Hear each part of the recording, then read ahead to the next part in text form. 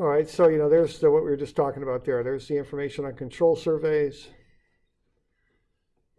There's non-control surveys. So the control surveys are linked together and are mathematically adjusted. You often start and end on the same point as a check. You mathematically adjust them. You try and get a very high level of precision. So our level loop was a control survey. Now, why don't we have a look at some of the data here that we gathered. So let's start with the taping over there on the left. So what I've done there is I've listed the measurements that were taken on the same point, and we took some repetitive measurements. And what I should have there are the multiple measurements that we took and then the averages. It looks like I cut a number of the averages off. But like notice point number 1 there, we've got 18.83, 18.95, and 18.6. The average of that was 18.79. Okay. And then look at the point. So what we had there was error in those measurements, which you always have when you survey. So notice that those measurements are not all the same. Even very good tapers probably wouldn't get exactly the same answer every time. It's pretty hard skill too, for you to learn right on the fly like that.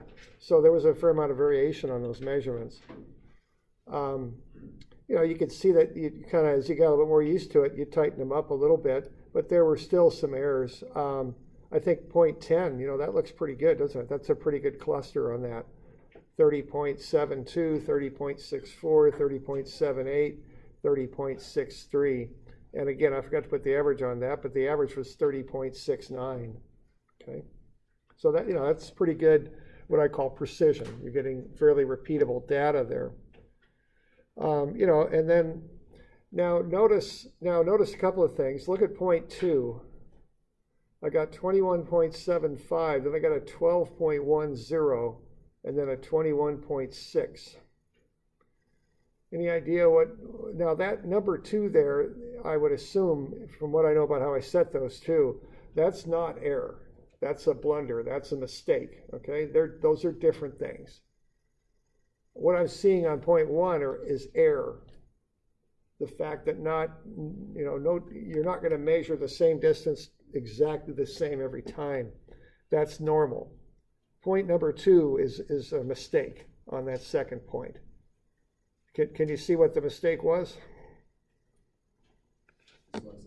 Yeah, transpose those two digits, be my guess. So it's probably a 21.10. Yeah, they busted about 9 feet. So they busted a lot, yeah. So, but busting is another word for that. Okay, so that's a bust. Okay. So just to be aware of the difference there. Now look at the last point that all 7 crews surveyed. See what we've got there. Notice one way you can correct error. See, all I see there is error. I don't see a bust on that. Maybe that 130.5, you might have busted a foot on that. That's certainly possible. I don't know on that. But the other ones for sure, I don't see any bust on that. I see error. But notice what you can do with statistics and surveying. Look at that average for 25. 128.96. And then I shot it with the EDM, electronic distance meter. And I'm not saying the EDM's perfect either, but it's a pretty good distance.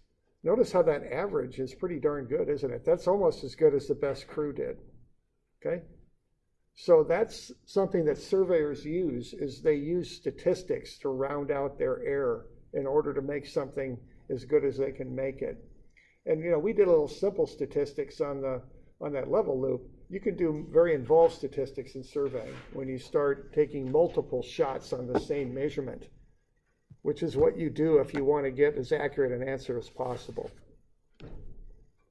Okay? So, you all okay with that stuff? Any questions or comments on that stuff, that data there?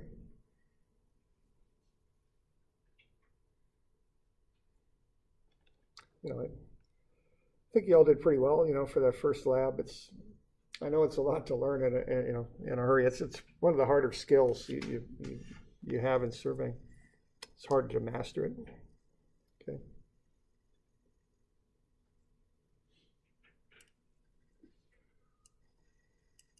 Now we only got 2 GPS shots, so the only ones that relate are the first 2. And you see them listed there. So what I did, I averaged them. Now those are GPS. Now what you're getting out of that is latitude and longitude, okay? So that's on the curved surface of the Earth is what we're getting. We're getting degrees, minutes, and seconds, and decimal seconds readout for that. And that's what we get out of those handheld Garmins. Unfortunately, we only got 2 shots on there, but that's what we got, okay? So what I did, and again, in an attempt to increase accuracy, I averaged them, okay? Then I found the state plane coordinate, the SPC, under the latitude and longitude, and that's in meters. So I got a state plane coordinate for 25A and one for 25B, and that's in meters. And then I took those and I did what's called an inverse, which is one of the things you did for that first week's homework, where I found a distance. Now, how does that compare to the taping that we did? So what do we get for that inverse down there? Yeah, 142.92. What did I shoot with the EDM for that distance? Yeah, 128.92. So that's just about 14 feet. What was the error for those of you that used those little handhelds? What kind of error did you get on those things? It said within 12 feet, I think. Yeah, 12, maybe 15, depended on how it was swinging. But 12 is about as good as you're going to get off of those, okay? So, it's not great, but it's not bad for what those things are made to do. And again, I wish we had more data because I could do more averaging then and probably tighten it up that number a little bit, be my guess. But, I guess we won't know. But so those, that's just different ways of measuring the same thing. And keep in mind, in surveying, you don't use a GPS to actually measure a distance. You use it to find location of points. Then you can do the mathematics and inverse to get the distance. Okay. All right. Now think about the idea of precision and accuracy too, and how it relates to this survey here that we did and the different equipment we used. And I'll let you think about this a little bit maybe, because those are different things to a surveyor, all right? Precision and accuracy. What's precision? You all remember that that concept, that definition? Yeah, repeatability. That's if you take that instrument out there and do the same measurement over and over again, you're going to get close to the same reading. That's what a surveyor wants, because it's really all you can get with when you survey. When you're out there looking at an instrument. But really, the net goal is to get accuracy, which is being near the actual true value, okay? Now, we might have had some precision, but if you don't have a real accurate instrument, you're not going to get great accuracy out of it. But you can get precision. And surveyors are always trying to get precision out of whatever equipment they use. Now, some equipment may not be capable of great accuracy, though, okay? So think about those concepts of precision and accuracy, how they related to the taping and how they related to the GPS. You'll kind of see a difference there, I think. All right.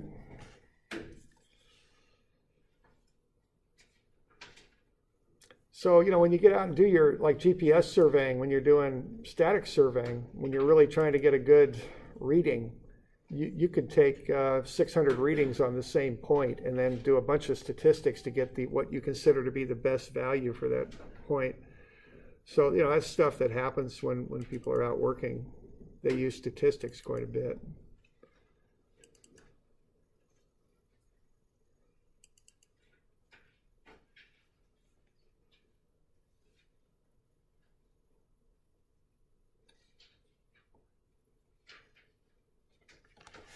All right, I want to get you one more thing here.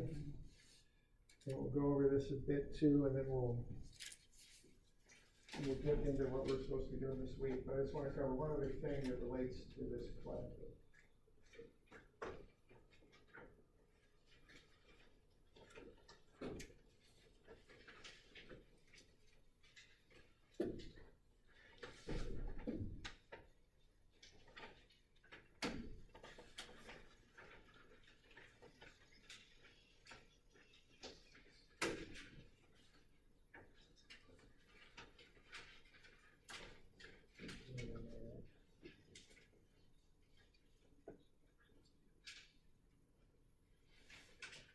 Right now, one thing that we're supposed to cover here a little bit is just how to relate to other people and how that relates to us here. Is I want the crews to function effectively out there.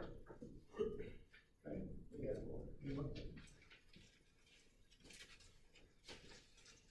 Different crews work at different speeds and all that. Some crews have had some experience already, so they know right through it. Some haven't.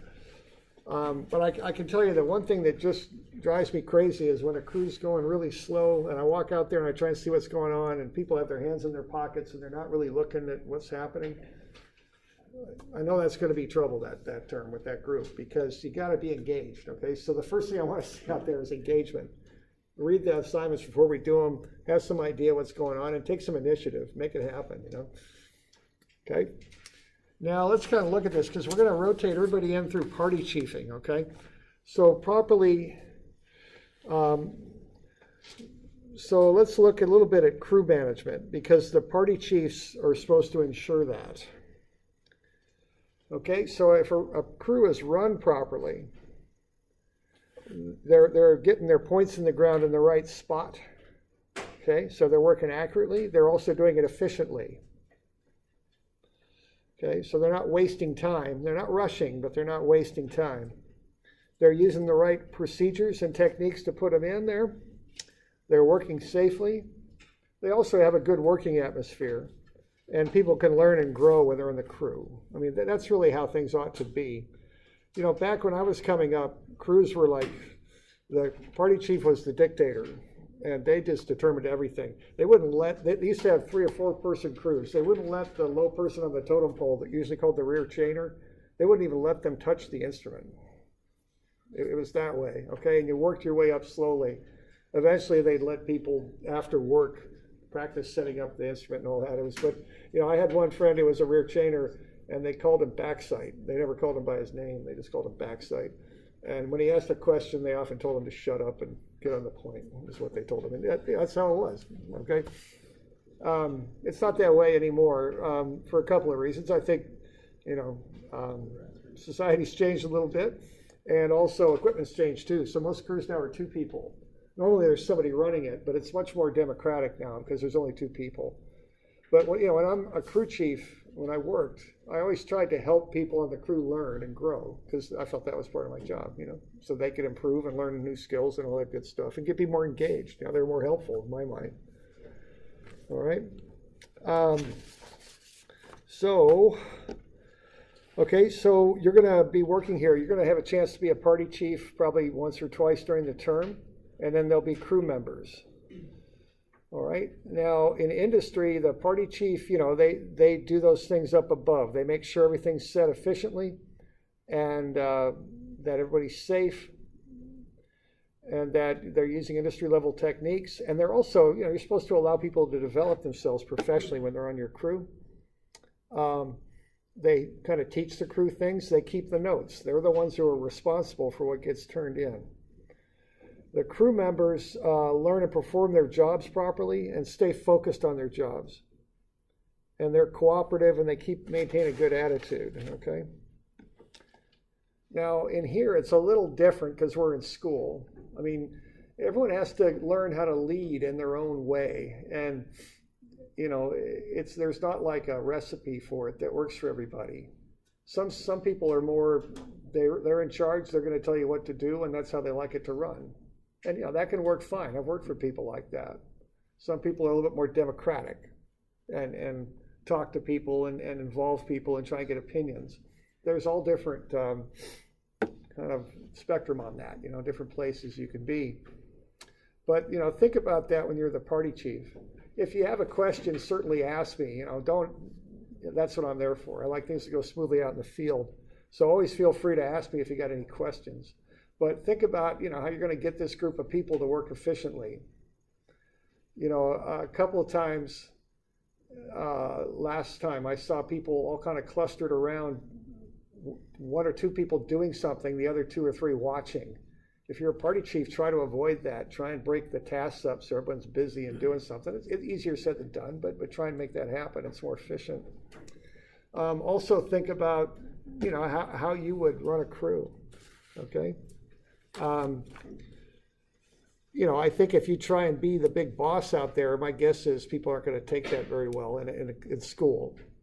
If you're younger, trying to be the big boss doesn't always work in a working situation either. I've had friends that had dirt kicked on them by contractors and all that kind of stuff because they didn't quite care for how things were going. So you kind of have to read the situation. It's part of the skill. But when you are the party chief, try and lead a little bit. Okay, try and push yourself. Now, what does that mean when you're a crew member? What do you do if your party chief is a little unsure and doesn't quite know what to do, and you got a pretty good idea what to do? You help them out, yeah. Now, helping them out means you're respectful with them, and they're still the leader, and you give them that room to do that. Okay, I've seen some helping out sometimes in this class where someone just kind of bumps somebody out of the way and starts doing something. I don't want to be seeing that, okay? I want everybody to be learning and kind of learning how to lead a little bit too, okay? Because it's a good thing to know how to do when you start working, okay? All right, so those are just some of the things here. I want to see crews that are functioning effectively. I don't care if you're singing campfire songs or something together, that's not the point, but I want everyone to get along and to work effectively and efficiently, to get through these labs, okay?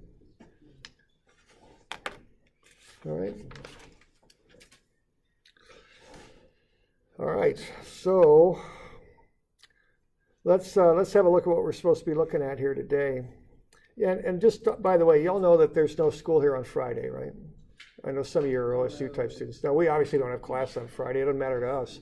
But if you got a Friday class, it's canceled this week, okay? Yeah, we got in-service, okay? So just realize that if you didn't know that already. All right, so here's what we're going to do today. We're going to look at cross-sections.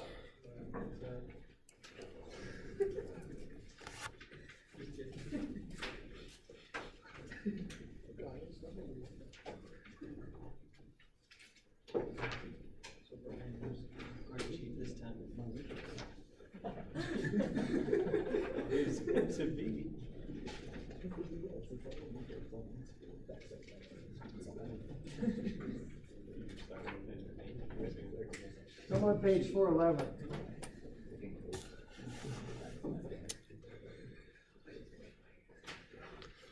Okay, it's pretty common in civil engineering to build things that are kind of long and thin. Here's a berm. That's a berm there that was set, out to the south of the main parking lot for campus.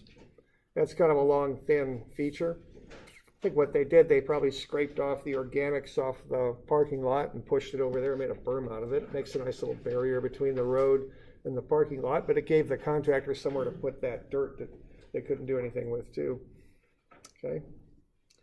So there's a berm. A road is another very good example of something that's long and thin. So there's that county road going by. So there's kind of a special way of surveying these things in. You do what are called cross sections. So what you do when you cross-section is you set what's referred to as a baseline, which is a lot like what the word sounds like. It's a line that you use as a reference line. It runs quite often down the middle of the project, but it could be off to one side also. It just depends on how the particular situation. Now what you do at the baseline is you station it. So you measure distances along it. So I think of the baseline as kind of being the x-axis, if you want to think in terms of coordinates. Then what you'll do, you'll go to the left and right of the baseline, kind of like cutting slices through bread, and cut a cross section. So you're cutting across the feature. So I think of that as being the y-axis. And then what you do is you determine the points, the elevation of the points on that cross section, and that's your z coordinate there. So what you're doing there, you're getting a coordinate system for all the points on that feature that you're surveying, x, y, and z, okay? And this is called cross-sectioning. The intent of this is to make a map of it that somebody could use. All right.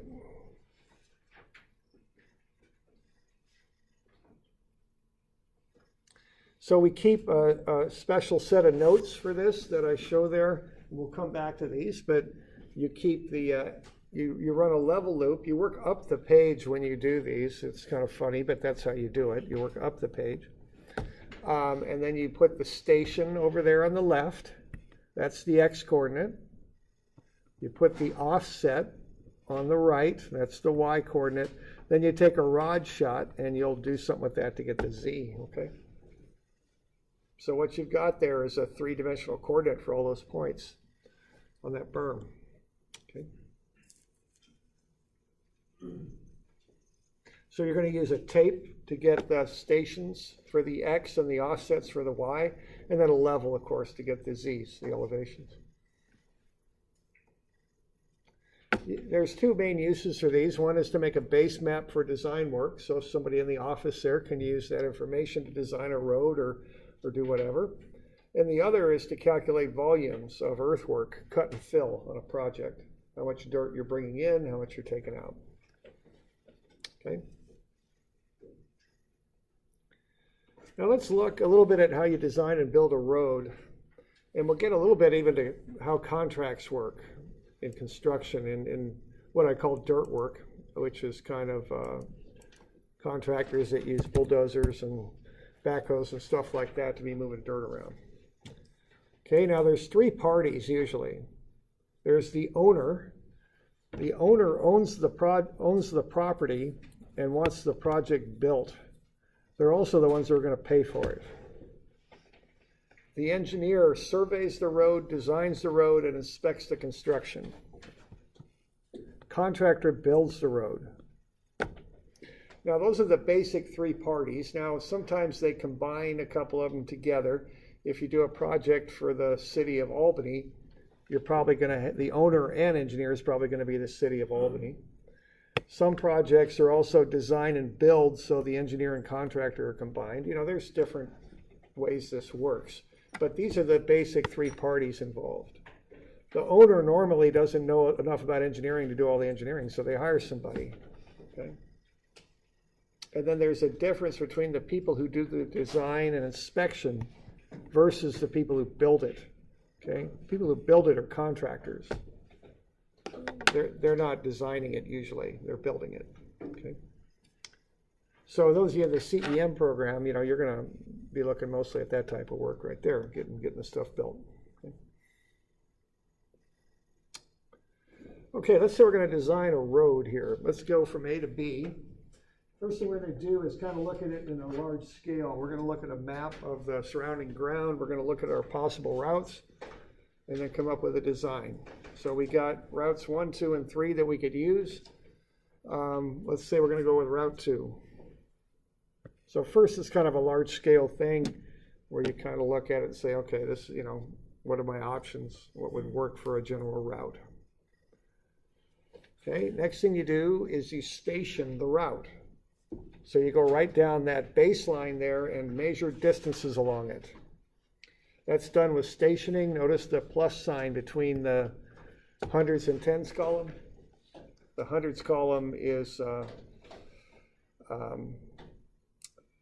how long the tapes are generally that they used to use to do this type of work. Okay, so that's just a plus sign between the hundreds and tens column. Okay, the next thing you do is you profile the route.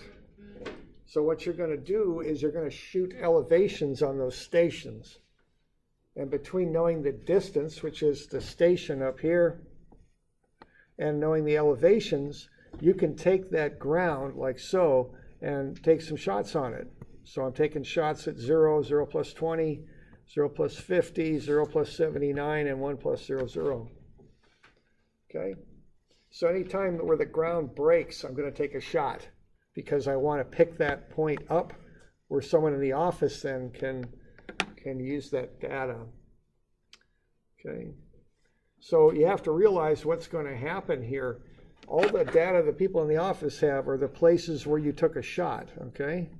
So you want to be sure you're picking up the ground and getting them enough data so they can make a reasonable map of the ground. Okay, so this is a profile, so it's kind of like what you're driving down it and you're looking at somebody from the side is what the view is. So there's a car there driving down that road. Okay. So if you take those 5 shots, the actual ground looks like that, okay? But when they take that and plot it up in the office, they're going to connect those shots with straight lines, so it'll look like that. So that's something very important there to understand, what the people in the office are going to get. You got to kind of understand what they're doing so you can give them what they need. What happens if you don't pick up this shot down here? Yeah, you don't pick it up. Yeah, you don't pick it up, they'll never know it's there, see? So anytime the ground breaks, you've got to pick it up. Realize they're going to create what you give them and make line segments out of it. That's what they're going to do with it, okay?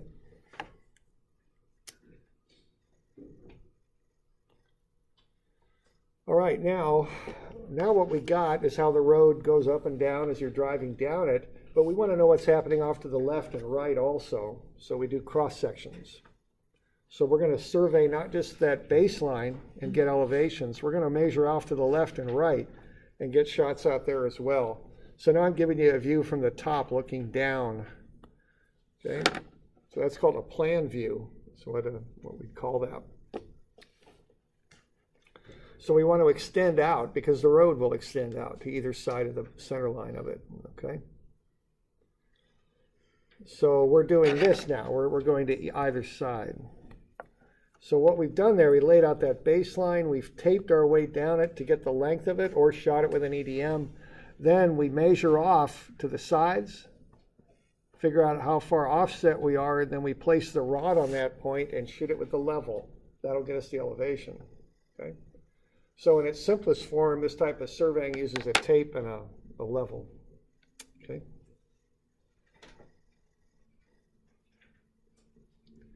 So there's a specific way you keep the notes.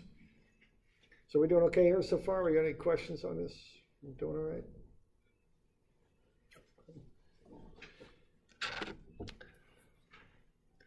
So there's a specific way that we keep the notes, okay? First funny thing is we work up the page. I'll show you why we do that here in a minute. So on the left, I want to keep a level loop because I want to know the height of my instrument as I work my way through this. So I've got a benchmark there. I take a back sight and I get an HI. All these other shots here are foresights, see? I've set up the instrument and I'm taking a bunch of foresights.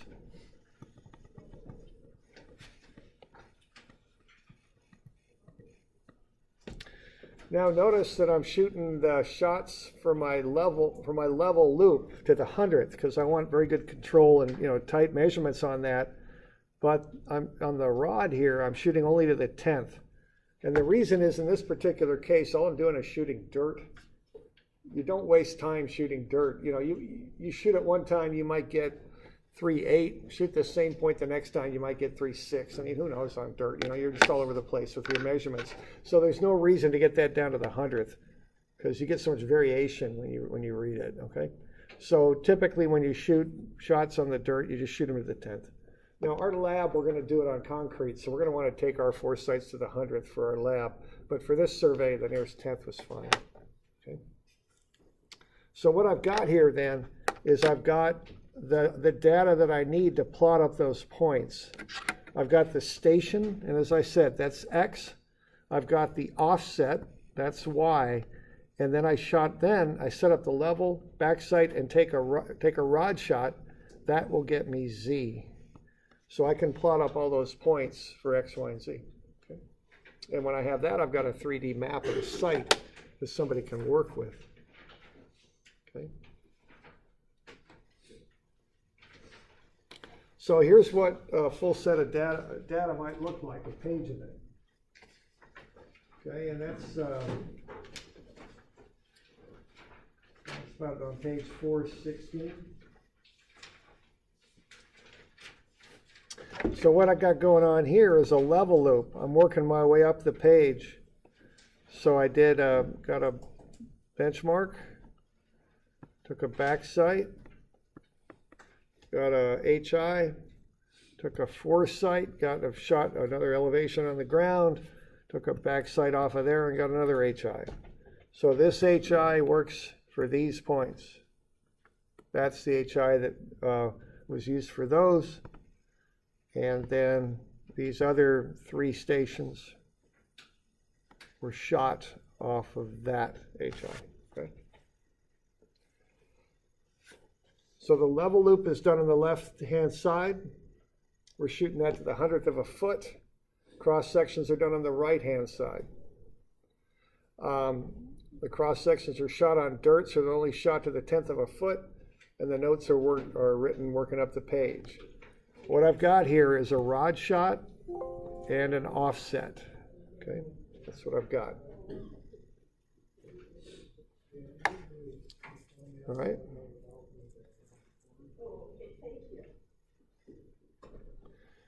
Now, there's a reason why I work up the page. If I work up the page, I've got an accurate map in my hand as I make these notes. If you pick up the page and hold it in front of you, it's like you're looking down the road. Left is left, right is right, and the stations are getting further from you as you look up, okay? If you work down the page, left and right gets switched and it just doesn't really make a good map. So the convention there is to work up the page. Okay. And, you know, back in the day when I was doing this, the party chiefs, if they had a little time, would create a sketch for you. We did a road reconstruction job, so they sketched in the trees right on the cross sections, driveway, path, all that stuff. So we knew where it was. Okay, pretty good. Okay, so by working up the page, you know, that can happen.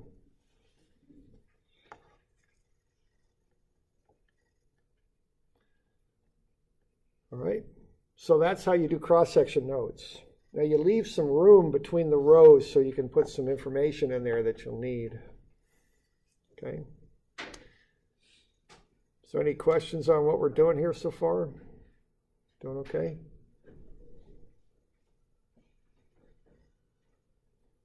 Okay. So these are just generally perpendicular to the baseline. You don't need to figure out if you're going straight left and right. Yeah, they're perpendicular. You can eyeball it in usually. There's even something, kind of sounds dumb, but it's called a wingding. You just get your arms on the line, shut your eyes, and go like that. And it sounds funny, but you get a good enough right angle out of that. There's like right angle prisms with mirrors on them, but that's way overkill for this type of work, you know. So just eyeball it. It's plenty good. Okay. All right, now the next thing we need here then is we need elevations. We got rod shots, but what we want are elevations above sea level, so we have to do what's called reducing the notes. Okay, so to reduce the notes, you take the HI that you've got, subtract off the rod shot, and that'll equal the elevation. So for this one right here, 20 feet left, we've got an HI of 143.87, subtract off the 5.3, and we get 138.57, but that rounds to 138.6 because we're only shooting to the 10th. By the time we get up to 0 plus 79, and let's say we're going to go 12 feet right, that's this one. See, we switched HIs, we're at 144.12. So we want to take 144.12 minus 4.8, which is the rod shot, and get 139.3, which is rounding off 139.32. Okay.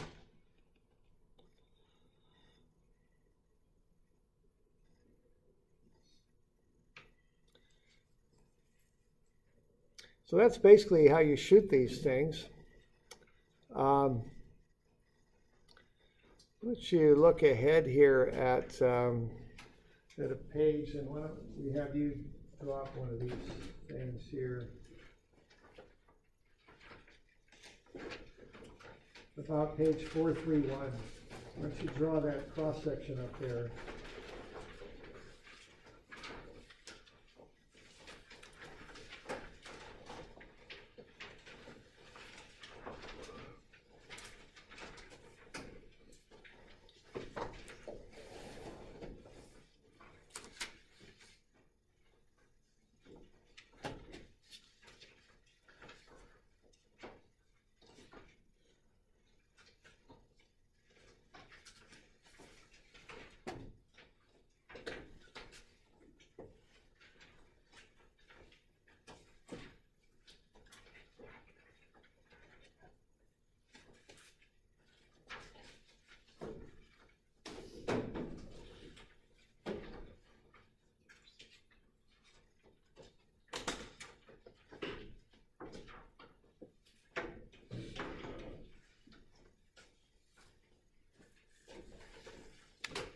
So I think you need to get that HI first, okay?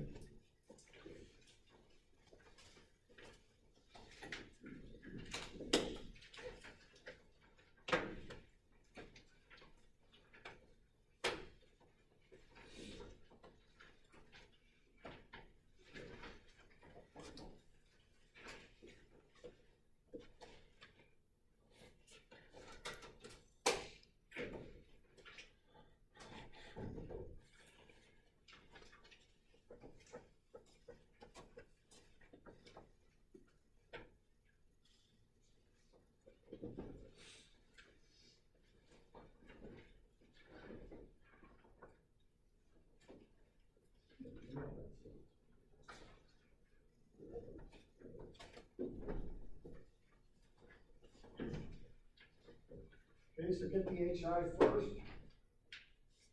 So that'll be benchmark plus backside. So benchmark plus the backside is the HI.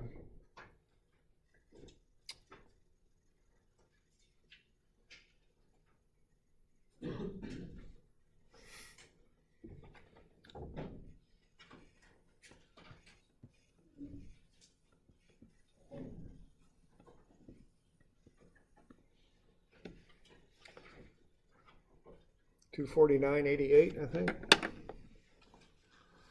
Okay. So that gets you the height of the instrument. Now you've got all those rod shots. You want to get the elevations associated with those rod shots.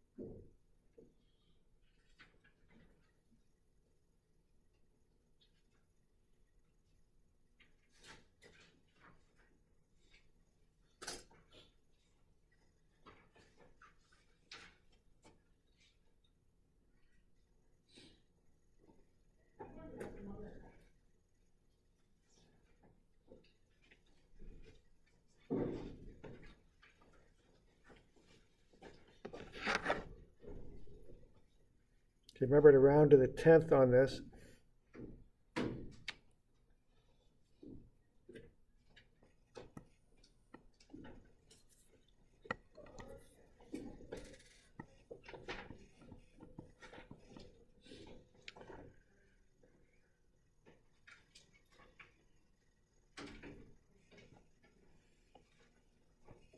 That underline means like a decimal point, so that's like 5.3 for that first one. You'll be getting 244.6 for that first one.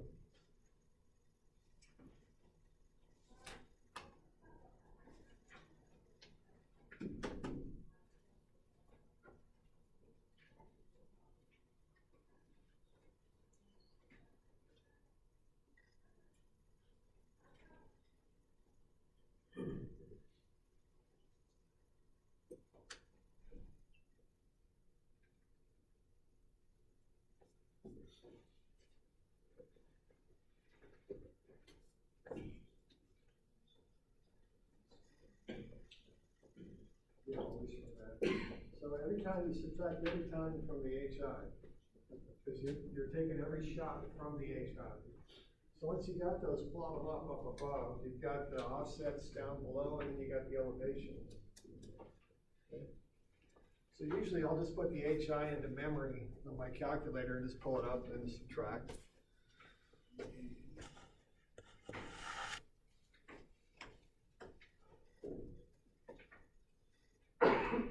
So just put dots on there on the graph and then connect the dots and you get yourself a cross section. Right.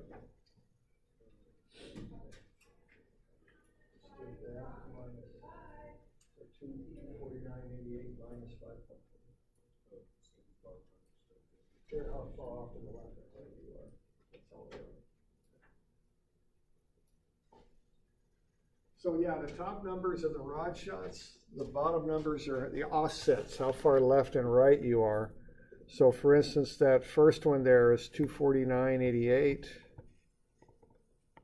minus the rod shot, which is 5.3. And that equals 244.6.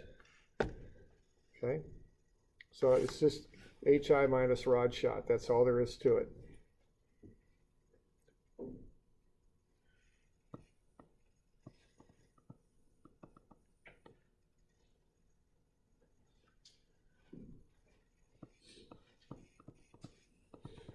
And then once you've got that, you got the elevations over here, and you got the offsets there. Just plot them up and connect the dots.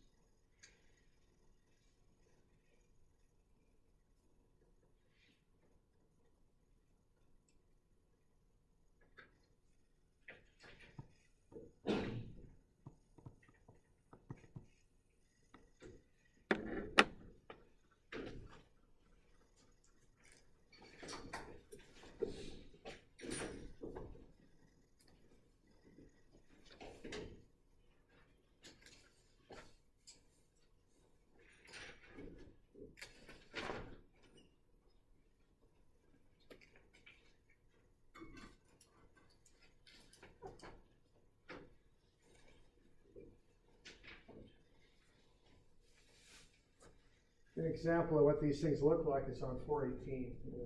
They're just lines and connected dots. Sort of about it.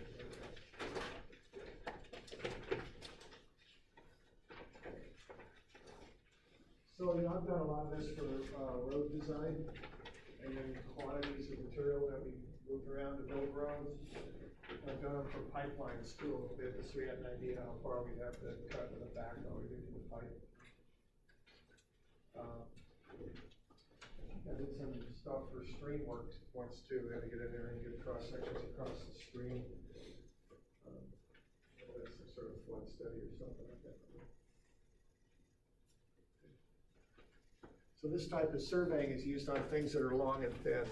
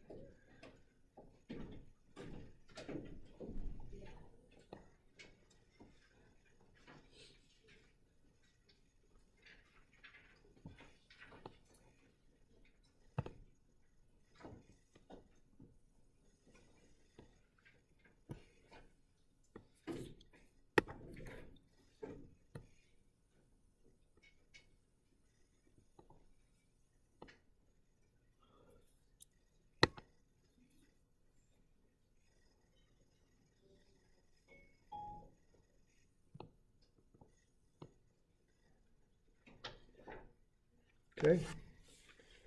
You'll get into something like that. Any questions? Yeah. How would you name the stations? Oh, the stations? Yeah. I didn't put a station on that one. So the station is to see how far down that baseline you want. I didn't really spec that out on that one.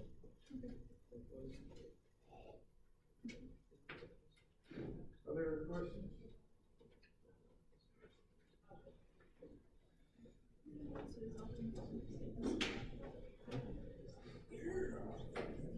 That's just for practice here, just to get you an idea how this is done. Everybody okay with it? Because we're going to do these on Thursday, that's what we'll do. Let's see, why don't we just take 5 minutes here, just take a quick break, okay, just 5 minutes, and then we'll get back to it and finish this stuff up. When you look at from the top, from the aerial view, right, then you got the top. For this thing, and you start looking down on it, and if you were to rotate, you see what's in it. Yeah. So this is like, yeah.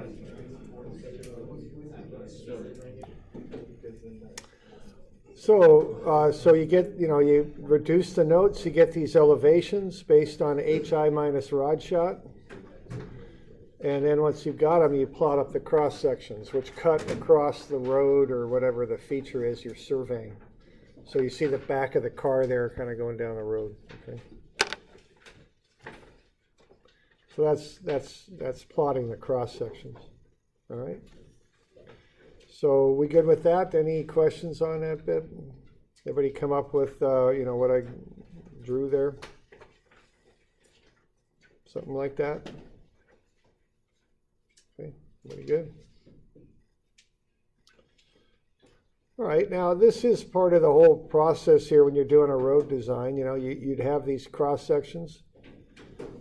Then what would happen from there is the people in the office start designing it. So they'll put in a design profile. You don't want to just take a road and run it down a gully like that. You'd probably fill across the gully. You might have to put a culvert in there to get the water through that gully. Or, maybe even a bridge or something, who knows, but probably not for that depth. But, you'd probably get a culvert in there. And then we have our design line there. And then once we got that, we have our design profile, it's called. This is called a profile. That works its way down those stations. Then, based on where this design line is, that's normally the center line of the road. So you'll get your center line elevations and then put a standard design template across your cross sections now. So we're back on the cross sections.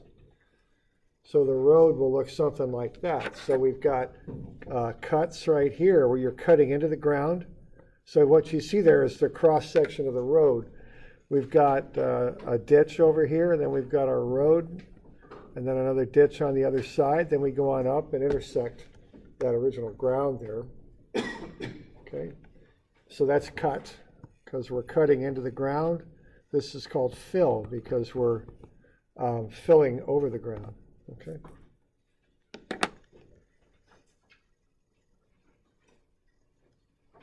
Now, an actual road design might look something like that, where we've got a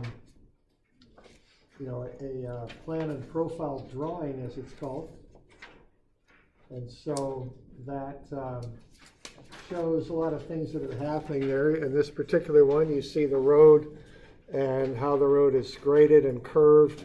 Up above, you see the curb and gutter on the road working its way around, like so. We got some elevations called out there, et cetera, et cetera. Okay, so that's what a set of plans would look like. There's the road cross section right there. Okay.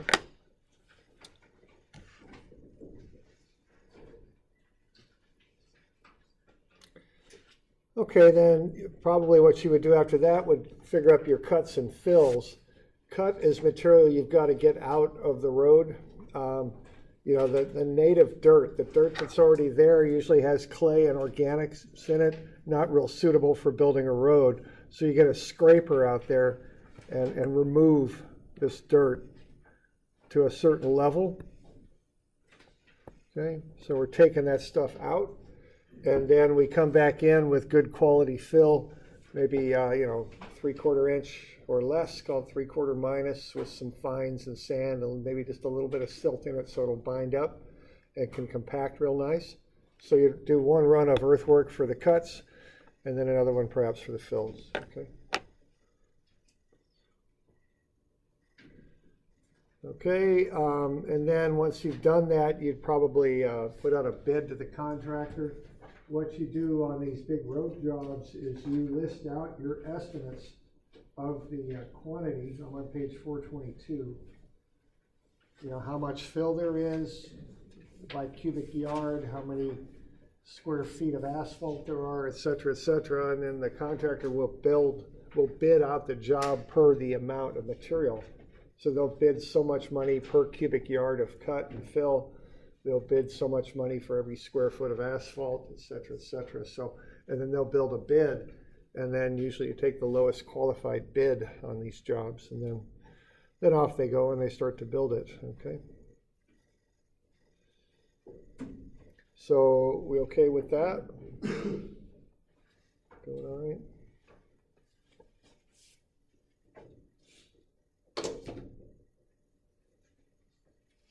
Let's see.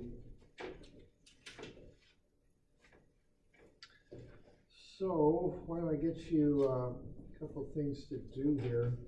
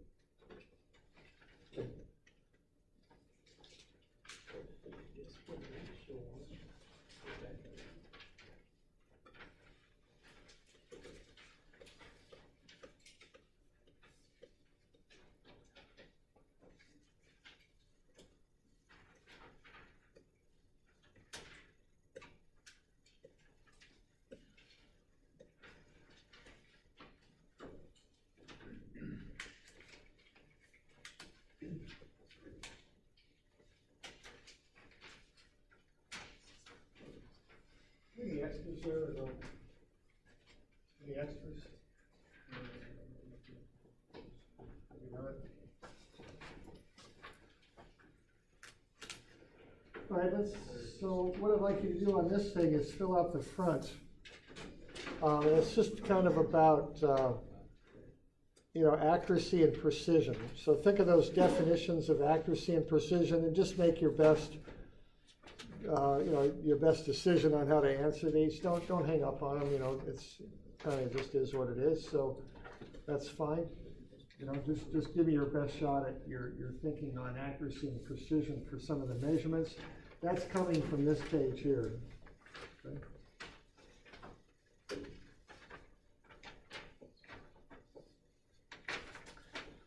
All right, on the back, what I'd like you to do is to figure out the distance from the GPS work.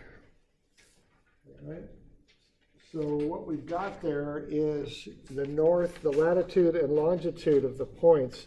So what I'd like you to do is, again, to use your spreadsheet. And let's do it this way.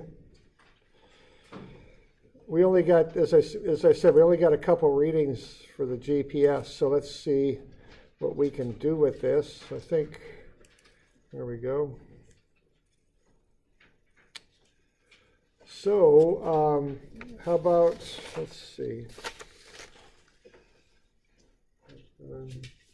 Masters of CAD, okay, 12.5. Oh, 13.5. All right, so the top one, okay, which would be this one here. The crews that I'd like to use that would be, let's see, that came from Top Gun. So Top Gun, why don't you use that reading for your top one on the back of that page, right here.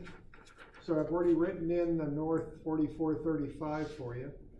So what you would be filling in if you're in Top Gun, the Hammer of Thor, and Transit, we'll have you guys use this point, okay? So, trying to think where I could write this stuff down. I guess I'll have to go back into a PDF.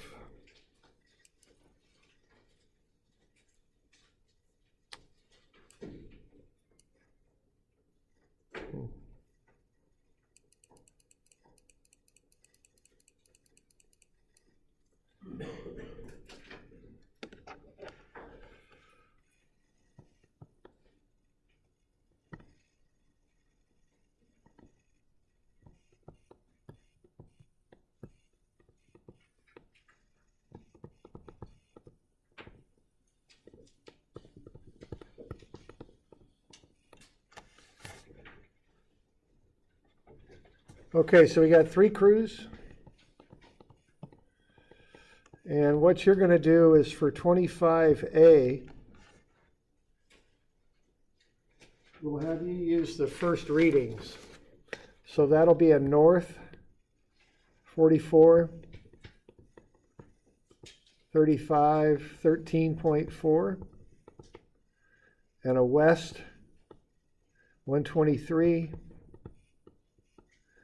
06, 51.3. And then for 25B, we'll have you use a north, 44, 35, or yes, 35. So that's not 3.5, that's 35 in there. And then 14.9.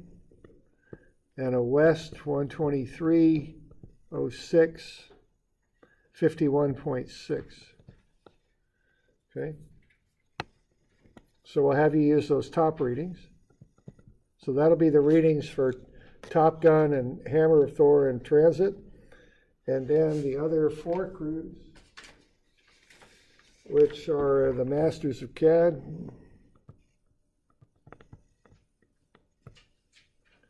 They're the ones who got the data in the first place, and then not yet.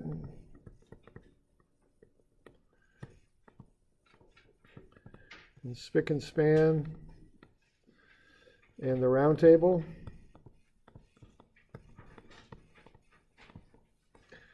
What y'all will use for 25A will be the second reading there. So 44, 35, 13.5.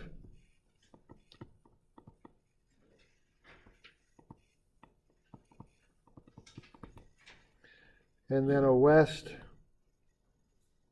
123.06, 51.4.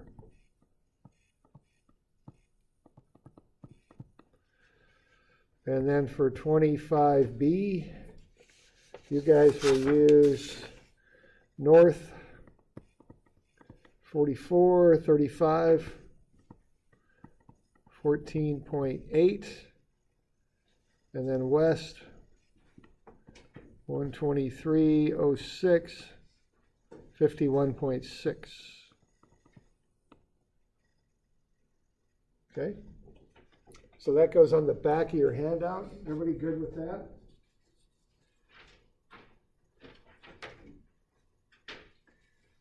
Now, what I'd like you to do with that would be to go to my website, or actually my Moodle page, I should say.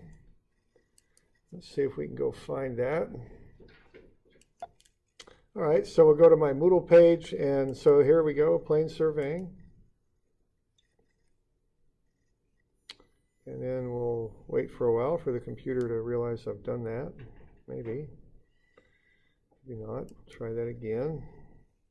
There we go. Okay, now we got latitude and longitude, state plane conversion there. Okay, so we want to go there. And then we're going to click that. And off we go to our friends at NOAA and their SPC utilities. Okay, so this is the USGS, I think, or I'm not quite sure who maintains this one. Yeah, NGS, National Geodetic Survey, then NOAA, NOAA.gov, okay? And what we're going to do, we want to go from latitude, longitude to state plane coordinates. Okay, right there. So we pick that, and off we go to this rather old-looking website. And what you're going to do then is you're going to put the latitude up here. So north, whatever the heck we got here. I did the average, didn't I, on that? So I did north 44 degrees, 35 minutes, and then 13.45 seconds. So that's how I enter that. So the decimal just goes at the very end. And then I did west, and I did, what was the west? 123.06, 51.35. West, yeah. So remember to get that 0 in there in front of the 6, okay? It has to be 06. Make a note of that. All right, and then I put that in there for the latitude and longitude, and then I submit it. And I don't need to put anything under that zone column, and what comes back is a coordinate, state plane coordinate in meters, a northing and an easting. Okay? So I do that twice for my 2 points, and then I do the distance formula between the 2 points. So what I'd like to know is when you were using those handheld GPS units, what distance were you actually measuring for those 2 sets of points? So you're going to go to this website.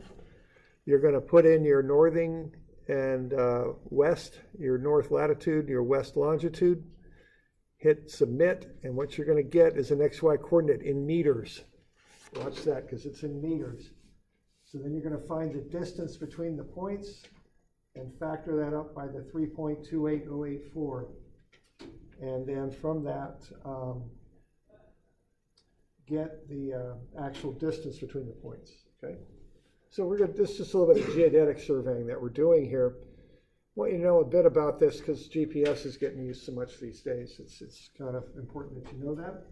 Actually, I copied this thing off from an old handout, so it should say what the average take distance was 128.96 on the back, and the EDM distance was 128.92. So I don't have the right numbers in there. So it's not that they matter that much, but 128.96 and 128.92. That's what they ought to say there on the back at the bottom. Okay. Now, let's see here. How do I go back on this? Or do I? Yeah, I think I'm supposed to. Darn it. Be careful.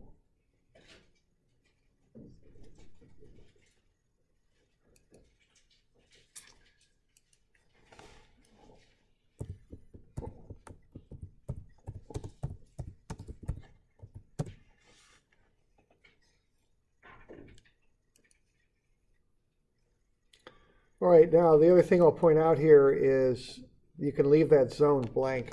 It'll find the zone for you. There's different state plane coordinate zones all over the place. You don't have to enter it in. It'll know by the coordinates where you're going, okay? Yeah, question? So what are you supposed to do with the scale? The scale factor? Yeah. Oh, we'll ignore that. Oh, it had a scale factor in there, didn't it? Yeah.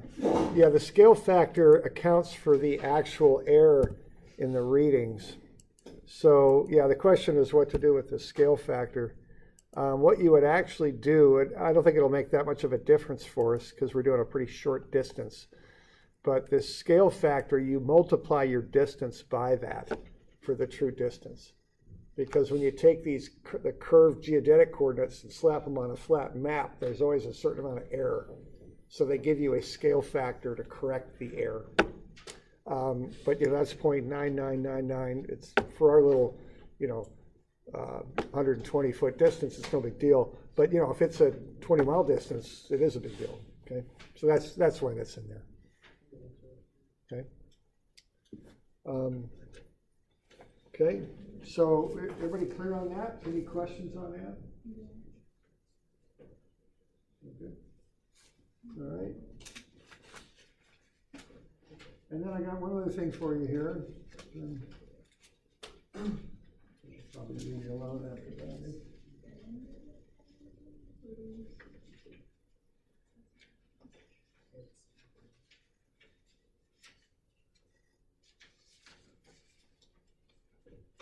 Yeah, those GPS units that we're using, they're just made to go hiking with. They're not real, surveying on the GPS, but I use them in this class a little bit, just get your hands on them so you kind of see the data and what it looks like. We also have some surveying on the GPS too that we do. We use different tools for different jobs, just depending on what we're trying to do.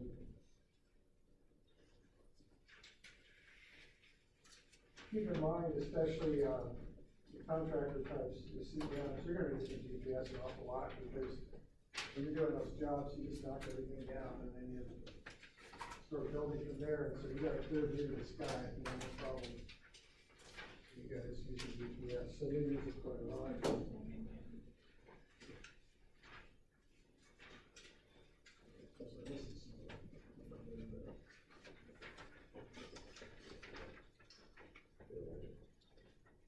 Okay, and then this is just a little leadership handout. Just fill it in, as you think. Just think about this a little bit.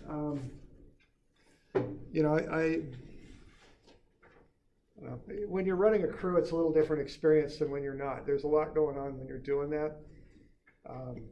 And here at school, it's a chance to practice a little bit. At work, it's a little higher stakes, I remember a job where I was the young guy, and then a bunch of the older people in the course of a year retired, and then they asked this general question, and I saw everybody looking at me, like I realized I was the old guy all of a sudden, and it's a little different feeling when you're in that situation, You're supposed to know the answers then. So, get used to that, and, make use of this to learn how to do that, how to deal with it. Okay? All right, so are we okay with that? We got any questions? I think we'll call it good here today. It's probably enough for one day. So, okay, I'm sorry. I need to write down the homework, don't I? I'm sorry. Hang on before you go. What do we got here?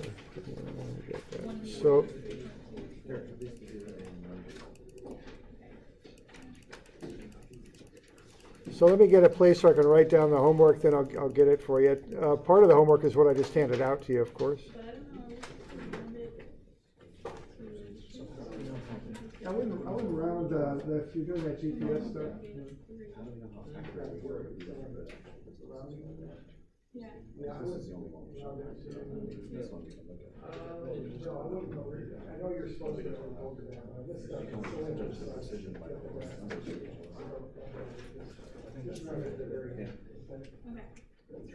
because the GPS is precise, but that's accurate. Okay, so the homework on this will be the leadership handout that I gave you.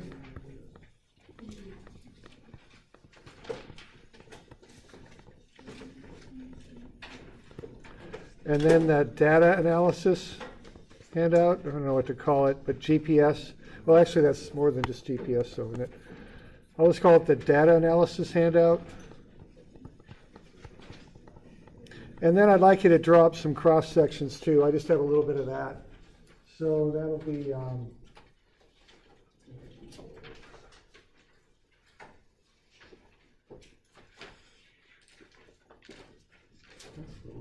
there. There we go. 442. Is there a page 441 before that with data on it? I don't have my full book here. Is there like a 441 with some cross-section data? Okay, and then there's 442 right behind it where you draw it up, okay? So 441 and 442. And this stuff will be due Tuesday, I think. And that will be the 25th.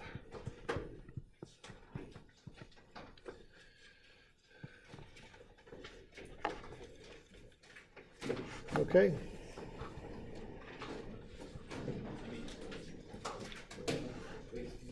All right, so that'll do.